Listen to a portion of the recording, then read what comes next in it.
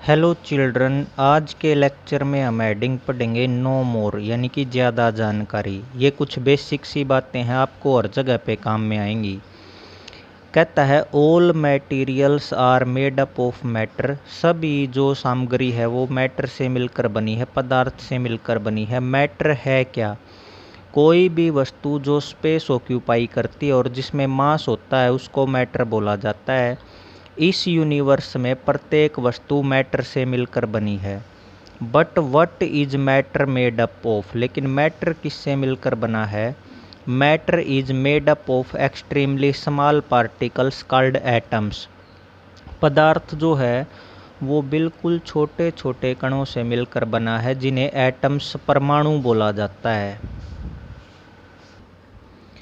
कहता है एक टुकड़ा कॉपर का लीजिए, उसको तोड़िए, आपके पास कॉपर के छोटे टुकड़े आ जाएंगे। अगर आप दोबारा से इस टुकड़े को तोड़ते हो तो ये और छोटे छोटे टुकड़ों में टूट जाएगा। जो स्मॉलेस्ट पीस है कॉपर का, वो कॉपर का एटम कहलाएगा। एटम जो है वो बहुत छोटा होता है और इसको आप नेक्ड आइज से नहीं देख सकते। स्मॉलेस्ट पार्टिकल जो है गोल्ड का और आयरन का, वो भी एक एटम होता है। अब हम वाटर का एग्जाम्पल लेते हैं। हमें पता है वाटर किससे मिलकर बना है? हाइड्रोजन और ऑक्सीजन। वाटर के अंदर हाइड्रोजन के भी एटम्स होते हैं और ऑक्सीजन के भी एटम्स होते हैं। जो स्मॉलेस्ट पार्टिकल है वाटर का, वो क्या है? एक मॉलिक्यूल वाटर का, जिसमें 2 एटम हाइड्रोजन के होते हैं और 1 एटम ऑक्सीजन का होता है। ऐसे ही कार्बन डाइऑक्साइड जो है वो किससे मिलकर बनी है? Molecules of carbon dioxide. एक मॉलिक्यूल जो है कार्बन डाइऑक्साइड का, वो 1 एटम कार्बन से बना है और उसमें 2 एटम किसके होते हैं? ऑक्सीजन के। यहाँ पे आप देख सकते हो, ये वाटर का मॉलिक्यूल दिखाया गया है, ये कार्बन डाइऑक्साइड का। ऐसे सब्सटेंस जो केवल एक ही टाइप के एटम से मिलकर बनते हैं उसको एलिमेंट बोला जाता है, तत्व बोला जाता है। इसको और सिंपल सब्सटेंसेस में नहीं तोड़ा जा सकता किसी भी फिजिकल या केमिकल मेथड के द्वारा। ज़्यादातर जो एलिमेंट्स होते हैं वो एटम्स के रूप में एग्जिस्ट नहीं करते इंडिपेंडेंटली, वो ज्वाइन करके मॉलिक्यूल बनाते हैं। एग्जाम्पल के तौर पे हाइड्रोजन के 2 एटम जुड़ के हाइड्रोजन का मॉलिक्यूल बनाते हैं। Hydrogen atom plus hydrogen atom, ये हाइड्रोजन का मॉलिक्यूल है। एक सब्सटेंस जो 2 या 2 से ज़्यादा एलिमेंट के केमिकल कम्बिनेशन से बनता फिक्स्ड प्रोपोर्शन में, उसको कंपाउंड बोला जाता है। मतलब जब दो तत्व अपने द्रव्यमान के निश्चित अनुपात में जुड़ते हैं तो यौगिक बनता। अब इस बात का मतलब क्या है? जैसे वाटर है, वाटर की बात की जाए तो वाटर के अंदर हाइड्रोजन और ऑक्सीजन की रेशो फिक्स है 1:8। जब तक हाइड्रोजन और ऑक्सीजन 1:8 में नहीं जुड़ेंगे हमारे पास कंपाउंड नहीं बनेगा। तो कंपाउंड के अंदर एलिमेंट जो हैं वो फिक्स्ड प्रोपोर्शन में कंबाइन करते हैं। कुछ एग्जाम्पल कंपाउंड के और वो एलिमेंट्स जो उन कंपाउंड को बनाते हैं वो टेबल में दिखाए गए हैं। वाटर में कौन से एलिमेंट होते हैं? हाइड्रोजन और ऑक्सीजन। कॉमन साल्ट में क्या होता है? सोडियम और क्लोरीन। शुगर में क्या होता है? कार्बन, हाइड्रोजन और ऑक्सीजन। अब हम मटेरियल की प्रॉपर्टीज़ की बात करते हैं। हम मेटल्स यूज करते हैं जैसे स्टील, एल्यूमिनियम, उनसे हम यूटेंसिल बनाते हैं कुकिंग पर्पज़ के लिए। लेकिन हम कभी भी पेपर यूज नहीं करते ये यूटेंसिल बनाने के लिए। क्यों? क्योंकि पेपर के यूटेंसिल आग पकड़ लेंगे जब उनको कहाँ पे रखोगे? बर्नर या गैस स्टोव के ऊपर। तो हम कोई भी मटेरियल इस तरीके से चूज करते हैं कि उस ऑब्जेक्ट की प्रॉपर्टी क्या है और किस पर्पज़ के लिए हमें वो ऑब्जेक्ट यूज करना है। हम कुछ प्रॉपर्टी स्टडी करते हैं मटेरियल की जो हमारे लिए यूजफुल होंगी जब हम उनके यूज करेंगे। अपीयरेंस का मतलब है वो दिखती कैसे हैं। मटेरियल्स यूजुअली एक दूसरे से डिफरेंट दिखते हैं।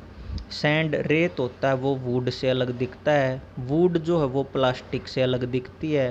प्लास्टिक जो है वो एल्यूमिनियम से अलग दिखता है। एल्यूमिनियम कॉपर और आयरन से अलग है। एल्यूमिनियम, कॉपर और आयरन में कुछ कॉमन कैरेक्टरिस्टिक होती हैं जो सैंड, वुड और प्लास्टिक में नहीं है। सैंड, वुड और प्लास्टिक में नहीं है। अब हम ये एक्टिविटी करते हैं इसको समझने के लिए। क्या है? To separate shiny materials from a group of materials. Shiny material को सेपरेट करना ए ग्रुप ऑफ मटेरियल में से। इसके लिए आपको क्या चाहिए? इसके लिए आपको चाहिए एक लकड़ी का टुकड़ा, तांबे की तार, एक आयरन की छड़, एक पेपर, एक प्लास्टिक, एक एल्यूमिनियम की छड़, एक सैंड पेपर रेगमार। मेथड क्या कहता है? प्रत्येक मटेरियल की सरफेस को आप रब साफ कीजिए सैंड पेपर से। ऑब्जर्व कीजिए प्रत्येक मटेरियल शाइनिंग है या नहीं, वो चमक रहा है या नहीं। शाइनिंग मटेरियल को नॉन शाइनिंग मटेरियल से अलग कर दीजिए। ऑब्जर्वेशन क्या है? मटेरियल की सरफेस जैसे आयरन रोड, एल्यूमिनियम रोड या कॉपर वायर, उनकी सरफेस शाइनिंग चमकदार होती है, और कुछ मटेरियल की सरफेस जैसे वुड का टुकड़ा, प्लास्टिक या पेपर, वो शाइनिंग नहीं होता। अब कहता है ये जो स्पेशल प्रकार की शाइन प्रेजेंट होती है मटेरियल के ऊपर, या जब मटेरियल को ताज़ा काटा जाता है तब जो चमक दिखाई देती है, इसको लस्टर बोला जाता है, धात्विक चमक, मेटेलिक लस्टर। मटेरियल जैसे आयरन, कॉपर और एल्यूमिनियम जिनमें चमक होती है उनको लस्ट्रस मटेरियल कहा जाता है। मटेरियल जैसे कागज, लकड़ी, प्लास्टिक और कॉटन जिनमें चमक नहीं होती उनको नॉन लस्ट्रस मटेरियल कहा जाता है। ज़्यादातर जो मेटल हैं वो लस्ट्रस मटेरियल होती हैं, जैसे कि गोल्ड, कॉपर। उनके लस्ट्रस नेचर के कारण ही उनका प्रयोग ज्वेलरी बनाने में किया जाता है। कुछ मेटल जो है वो अपनी शाइन लूज कर देती हैं और डल भद्दी दिखाई देती हैं, कारण वो एयर और मॉइस्चर के साथ रिएक्शन कर लेती हैं। कई बार हम लस्टर को केवल तभी नोटिस कर पाते हैं जब हम मेटल की कोई सरफेस को फ्रेशली कट करते हैं, ताज़ा काटते हैं। अब हम यहाँ पे MCQs की एक टेबल दे रखी है, उसको डिस्कस करते हैं। पहला क्वेश्चन है grouping things into separate groups on the basis of their similarities and dissimilarities. पदार्थों को उनकी समानताओं और अंतर के आधार पे ग्रुप में बांटना क्या कहलाता है? क्लासिफिकेशन। सेकंड क्वेश्चन है jewellery is made up of, किसकी बनी होती है ज्वेलरी? गोल्ड की।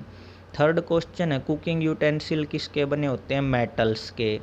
चौथा क्वेश्चन है इनमें से कौन सा मेटल का बना होता है? बुक, वुडन चेयर, इरेजर, तो कॉपर रोड मेटल की बनी होती है। पांचवा क्वेश्चन है इनमें से नॉन लस्ट्रस कौन सा है? तो जो लकड़ी होती है वुड, वो क्या है? Non lustrous. अगले लेक्चर में हम मटेरियल की नई प्रॉपर्टी डिस्कस करेंगे जो है texture. Till then thank you, have a nice day.